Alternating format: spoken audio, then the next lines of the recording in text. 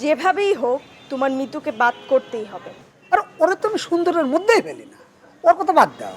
আমি এখন আরেকজনের নিয়ে চিন্তার মধ্যে আছি। আরেকজন? আরেকজন কে? আর ওই যে পুলক ভাই, সে নাকি তোমাকে ট্রেনিং করাবে।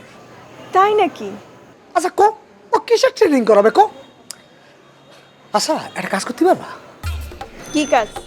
আস্তে করে বাসু ভাইয়ের কাছে যাবা, আমাকে সভাপতি ট্রেনিং এর মাঝখানে একসময় আস্তে করে বাস্তু ভাইয়ের কানে কানে বলবা কি, পুলক ভাইয়ের নজর ভালো না ভাইয়া, ওকে আমাদের পছন্দ না, একদম পছন্দ না। হ্যাঁ, তারপর দেখো না কি হয়। আমি কিন্তু মিথ্যে কথা বলতেছি না, পুলক কিন্তু আসলে একটা চরম খারাপ, খুব খারাপ। কেন? আমি তার নামে এই কথা বলতে যাব কেন? তুমি জানো সে কি পরিমাণ চাপা ঝাড়ে? হ্যাঁ, মুখের উপর একের পর এক মিথ্যা কথা সমানে হয়ে যাচ্ছে।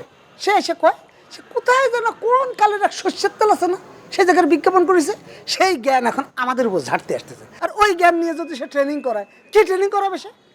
পুলক ভাই বিজ্ঞাপন করেছিল? আরে হ্যাঁ, সে কয় সে বিজ্ঞাপন করেছে, আসলে তো কেউ দেখে নাই। মানে আমার তো মাথা, আচ্ছা তুমি দেখছো?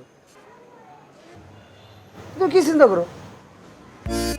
কিছু না, অনেক রাত হয়েছে, বাড়ি যেতে হবে। জান জান করবা না, আমি তোমার কোনো জান না। কেন, কি হয়েছে? কি হয়েছে মানে? রিমি যে এই প্রতিযোগিতায় অংশগ্রহণ করছে, তুমি কি আমার সেই কথাটা বলছো? যে কোনো একটা ভুল ধরে রেজিস্ট্রেশন বাদ করো। যে কোনো একটা কারণ তো লাগবে, তাই না? তো কারণ বের করো। মানুষের ভালো গুণ খুঁজে বের করা খুব কঠিন, কিন্তু খারাপ গুণগুলো খুঁজে বের করা খুব একটা কঠিন না। তুমি আসো রিমিরে নিয়ে, আমি যে আছি আরেকজনকে নিয়ে টেনশনে, সেটা তুমি বুঝতেছো? আরেকজন মানে? আরেকজন আবার কে? ওরে শোনা রে, ওই যে পুলক, পুলক যারা কষ্ট করে ভাই করা লাগে, পুলক ভাই একটা ঝামেলা করতেছে, সে নাকি এখন তোমাদেরকে ট্রেনিং করাবে। তাইলার চিন্তার কি আছে? সে যেভাবে আস্তে আস্তে প্ল্যানিং করতেছে, তাতে করে সামনে গেলে সে তার পছন্দের পার্টিসিপেন্টকে চ্যাম্পিয়ন করবে। এগুলো কি বুঝো তোমরা? তাহলে তো পুলক ভাইকে হাতে রাখতে হয়।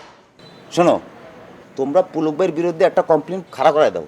আচ্ছা ঠিক আছে, শোনো, রাখি তাহলে, এখন পরে কথা বলবো না। হ্যালো। হ্যালো ভাইয়া, আমি রিমি। ও রিমি, কেমন আছো? ভাইয়া, আমি না আপনাকে থ্যাঙ্কস জানাতে ফোন করলাম।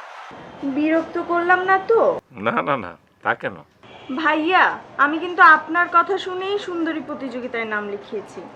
সেই ছোটবেলা থেকে আপনাকে দেখে আসছি।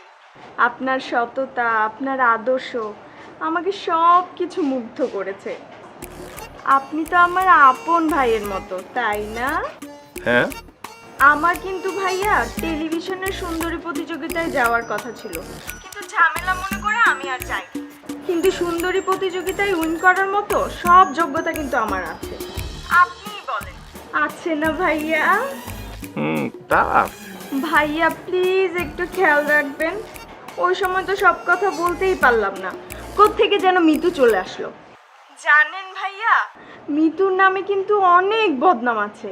ও একদমই ভালো মেয়ে না, ওকে কিন্তু একদমই পাত্তা দেবেন না। কি কি বদনাম একটু খোলাসা করে বলো তো। সেটা আমি আপনাকে পরে বলবো, এখন শুধু সতর্ক করে দিলাম।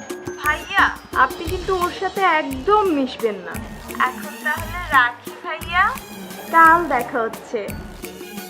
Good night. আচ্ছা ঠিক আছে ঠিক আছে। পারফরমেন্সটা মনে হয় ভালোই হলো।